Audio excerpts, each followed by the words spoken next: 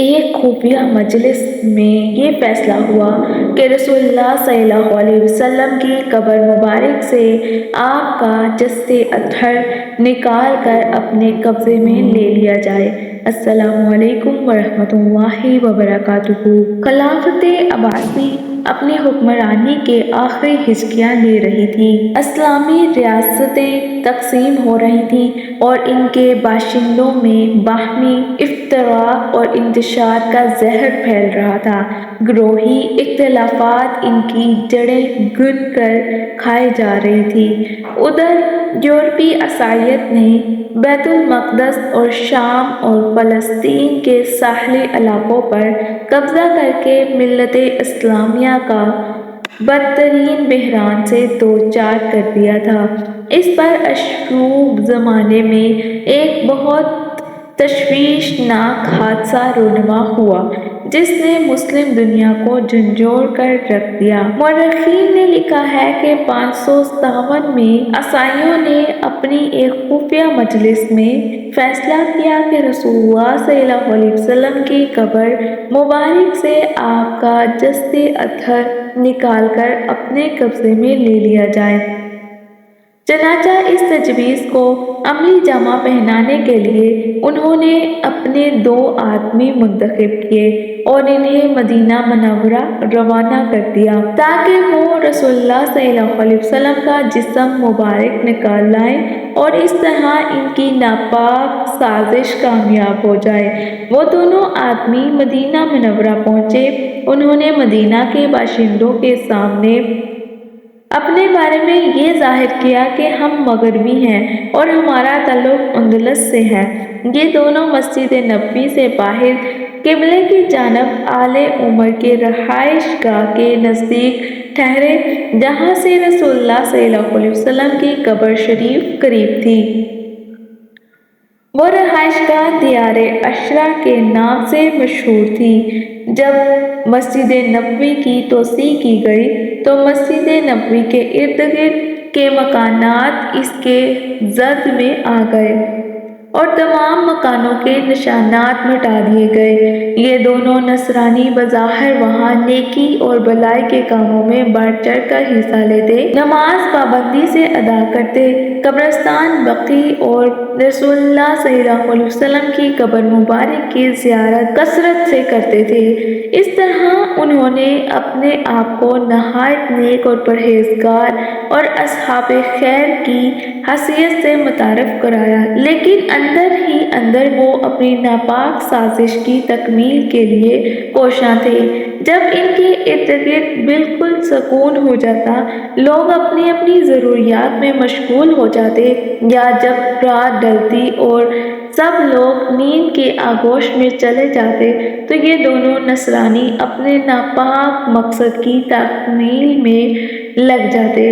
اصل بات یہ تھی کہ یہ دونوں نصرانی اپنے رہائشی مقام پر خفیہ طور پہ ایک سرنگ کھود رہے تھے جس کا رخ قبر نبوی کی طرف تھا۔ سرنگ کی کھدائی سے یہ جو مٹی نکلتی، یہ دونوں وہ مٹی تھوڑی تھوڑی کر کے کبھی اپنے قریبی کنویں میں ڈال دیتے اور کبھی چمڑے کی تھیلی میں بھر کر قبرستان بقیع میں پھینک آتے تھے اور لوگوں کے سامنے یہ ظاہر کرتے تھے کہ وہ بقیع کی زیارت کو جا رہے ہیں۔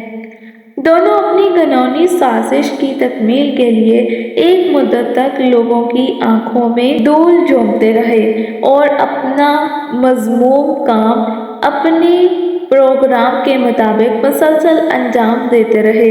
جب انہیں یقین ہو گیا کہ وہ اب رسول اللہ صلی اللہ علیہ وسلم کی قبر مبارک کے قریب پہنچ چکے ہیں اور مقصد حاصل ہونے والا ہے، تو انہیں یہ فکر دامن گیر ہوئی کہ جسد اطہر کو کس طرح نکالا اور منتقل کیا جائے۔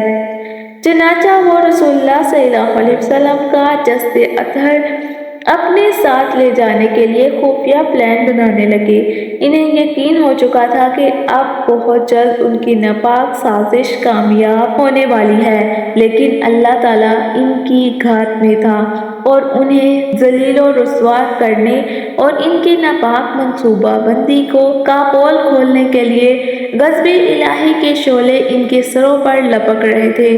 ٹھیک انہی دنوں سلطان نور الدین محمود زنگی نے خواب میں نبی اکرم صلی اللہ علیہ وسلم کی زیارت کی۔ دیکھا کہ آپ صلی اللہ علیہ وسلم دو بوڑھے رنگ کے آدمیوں کی طرف اشارہ کر کے فرما رہے ہیں، اے محمود، مجھے ان دو ظالموں سے بچا دو۔ نور الدین زنگی گھبرا کر اٹھا اور نماز پڑھ کر پھر سو گیا، لیکن لگاتار 3 مرتبہ اس نے یہی خواب دیکھا۔ تیسری مرتبہ جب خواب سے بیدار ہوا تو اپنے وزیر جمال الدین موصلی کو طلب کیا۔ یہ وزیر نہایت عقل مند، ہوشیار، دیندار اور تقویٰ شعار تھا۔ نور الدین زنگی نے اسے اپنا خواب تفصیل سے سنا دیا۔ جمال الدین موصلی نے بادشاہ سلامت سے کہا، یہ حادثہ مدینہ منورہ میں ہو چکا ہے، فوراً مدینہ طیبہ روانہ ہو جائیے اور جو کچھ آپ نے خواب میں دیکھا ہے اسے صیغہ راز میں رکھیے۔ سلطان نور الدین زنگی نے رات کے بقیہ حصے میں مدینہ منورہ روانگی کی تیاری کی اور 20 آدمی کی نگرانی میں بہت سے اونٹ لے کر روانہ ہو گیا۔ سلطان کے ساتھ اس کا وزیر جمال الدین موصلی بھی تھا، جو بہت سا مال اور متاع بھی ساتھ لے جا رہا تھا۔ بعض مورخین کا کہنا ہے کہ سلطان کے ساتھ اس سفر میں 1000 اونٹ تھے، گھوڑے تھے اور دیگر سواریاں ان پر موجود تھیں۔ شام سے مدینہ کا یہ سفر 16 دن میں طے ہوا۔ مدینہ پہنچ کر سلطان نے مسجد نبوی کے اندر ریاض الجنہ میں نماز ادا کی اور قبر نبوی کی زیارت کے بعد وہیں بیٹھ گیا۔ اس کی سمجھ میں نہیں آ رہا تھا کہ اب کیا کرے۔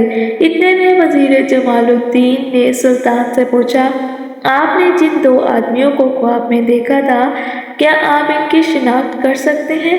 سلطان نے کہا، ہاں۔ وزیر نے مسجد نبوی میں موجود باشندگان مدینہ سے کہا، سلطان نور الدین غزنی آج حضرات کے روبرو تشریف فرما ہے۔ ان کے پاس صدقے کے بہت سارے اموال ہیں۔ آپ لوگ اپنا اپنا حصہ ابھی لے لیں اور جو افراد نہیں آ سکے انہیں لے آئیں تاکہ وہ بھی اپنا حصہ لے جائیں۔ محتاج حاضر ہوئے اور اموال تقسیم ہونے لگے۔ سلطان حاضرین کا بغور معائنہ کر رہا تھا، لیکن ان میں سے کوئی شخص ان 2 آدمیوں کی شکل اور شباہت سے ملتا جلتا نہ تھا جنہیں اس نے خواب میں دیکھا تھا۔ اس لیے سلطان نے پوچھا، کیا کوئی اور ایسا شخص باقی رہ گیا ہے جو مال لینے حاضر نہیں ہو سکا؟ لوگوں نے جواب دیا، کوئی باقی نہیں رہا، البتہ 2 مغربی آدمی ہیں، وہ کسی سے کوئی چیز نہیں لیتے، وہ بہت نیک اور پارسا لوگ ہیں۔ سلطان نے کہا، ان دونوں کو میرے پاس لاؤ۔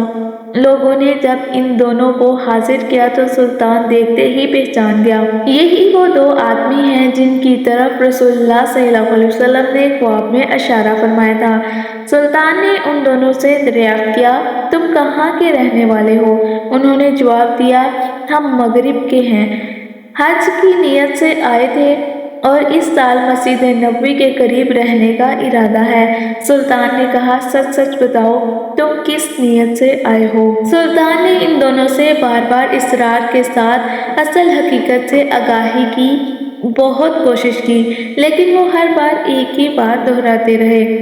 سلطان نے انہیں وہیں چھوڑ دیا اور اہل مدینہ کے چند لوگوں کے ساتھ ان دونوں مغربی آدمی کے رہائش گاہ پر پہنچا۔ وہاں لوگوں نے دیکھا کہ بہت سارا مال موجود ہے اور دیوار سے لگی پرچی پر قرآن پاک کے 2 نسخے اور چند کتابیں رکھی ہیں۔ اس کے علاوہ کوئی اور چیز ان کی رہائش گاہ میں نہیں تھی۔ سلطان اس رہائش گاہ کا اچھی طرح معائنہ کرنے لگا اور چاروں طرف گھومنے لگا۔ اللہ تعالیٰ نے سلطان کو الہام کیا اور اس نے اچانک رہائش گاہ میں بچھا ہوا قالین اٹھا کر دیکھا۔ قالین کے نیچے لکڑی کا ایک تختہ تھا۔ جب تختہ اٹھایا تو اس کے نیچے ایک کھدی ہوئی سرنگ نظر آئی جو سیدھے قبر نبوی کے طرف جا رہی تھی۔ مسجد نبوی کی دیوار کی حد پار کر چکی تھی۔ باشندگان مدینہ نے جب یہ منظر دیکھا تو وہ ان پر دہشت طاری ہو گئی۔ وہ گھبرا گئے کیونکہ ان دونوں مغربی شخصوں کے بارے میں ان کا بہت اچھا خیال تھا اور وہ انہیں تقویٰ اور پرہیزگاری کا مرکہ سمجھتے تھے۔ سلطان نے ان دونوں مجرموں کی پٹائی کی تو انہوں نے اقبال جرم کر لیا اور بتایا کہ عیسائی بادشاہوں نے بھاری مال و دولت دینے کا وعدہ کر کے ہمیں مغربی حجاز کے بیس میں یہاں بھیجا ہے تاکہ ہم محمد صلی اللہ علیہ وسلم کی قبر کھود کر کسی طرح ان کا جسم اثر نکال لے جائیں اور اسے مسیحی بادشاہوں کے حوالے کر دیں۔ جب ان مجرموں کی حقیقت بے نقاب ہو کر منظر عام پر آ گئی تو انہوں نے ساری سازش اگل دی اور سلطان نے حجرہ شریف کے مشرقی جالی کے پاس ان کی گردن مارنے کا حکم دیا۔ چنانچہ سرعام ان کی گردن اڑا دی گئی اور شام کے وقت انہیں آگ میں جلا دیا گیا۔ پھر سلطان نے حکم دیا کہ حجرہ نبوی کے ارد گرد پانی کی سطح تک خندق کھودی جائے اور اس میں سیسہ پگھلا کر ڈالا جائے۔ چنانچہ سیسہ پگھلا کر پوری خندق بھر دی گئی۔ اس کے بعد سلطان مدینہ سے رخصت ہو کر شام کی طرف واپس چلے گئے۔ اس واقعے کے بارے میں باقی اللہ تعالیٰ زیادہ جانتے ہیں۔ اسی نوعیت کا ایک واقعہ تاریخی خلافت مصر میں بھی منقول ہے جو 400 ہجری میں پیش آیا۔ مورخین کے مطابق دولت مصر کے شیعہ حاکم ابو علی حسن الحکم بامروہ نے اپنے چند گرگوں کو حکم دیا کہ مدینہ منورہ جاؤ اور ابو بکر اور حضرت عمر فاروق رضی اللہ تعالیٰ عنہ کی قبریں اندھیر کر ان کی لاشیں مصر لے آؤ۔ یہ گرگے مدینہ پہنچے۔ انہوں نے بھاری مال لومتا کا لالچ دے کر ایک علوی کو پھانس لیا۔ اس شخص نے اپنے مکان میں زمین کی کھدائی شروع کی اور رسول اللہ صلی اللہ علیہ وسلم کی قبر تک نقب لگانے کے لیے خفیہ طور پر اپنے مذموم کام میں جٹ گئے۔ ایک دن یہ شخص اسی طرح خفیہ کھدائی میں مصروف تھا کہ اس قدر خوفناک آندھی آئی کہ پورے مدینہ کی فضا تاریک ہو گئی۔ پھر بادل گرجے اور بجلی اتنی شدت سے کڑکی کہ یہ شخص لرز گیا اور اپنے مذموم فعل سے باز آ گیا۔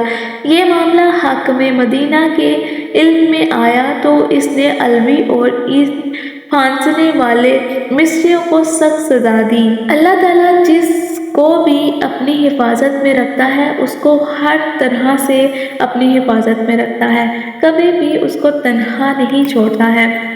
اللہ تعالیٰ پہ بھروسہ رکھیں، اللہ تعالیٰ کے لیے ہی جئیں اور اللہ تعالیٰ کے لیے ہی مرنے کی تیاری کریں۔ اور جب آپ اللہ کے لیے ہی جئیں گے تو اللہ تعالیٰ آپ کو خود سنبھال لیں گے۔ تو جب اللہ تعالیٰ آپ کو سنبھال لیں گے تو پھر آپ کو دنیا کے ہاتھوں کی کیا ضرورت کہ فلاں شخص اگر چلا گیا تو کیا ہوا، فلاں چلا گیا تو کیا ہوا۔ اللہ تعالیٰ کے ساتھ دوستی کرنے سے اللہ تعالیٰ آخری دم تک، بلکہ آخری دم کے بعد بھی آپ کے ہی ہیں اللہ تعالیٰ۔ یہ دنیا بہت ظالم ہے۔ اللہ تعالیٰ سے دوستی لگا لیں، اللہ تعالیٰ خود آپ کو سنبھال لیں گے۔ اپنا خیال رکھیے گا، ہمارے چینل کو سبسکرائب کر دیجیے اور بیل آئیکن کو ضرور دبائیے گا تاکہ ہمارے ہر آنے والی ویڈیو کا نوٹیفیکیشن آپ تک پہنچتا رہے۔ السلام علیکم ورحمۃ اللہ وبرکاتہ۔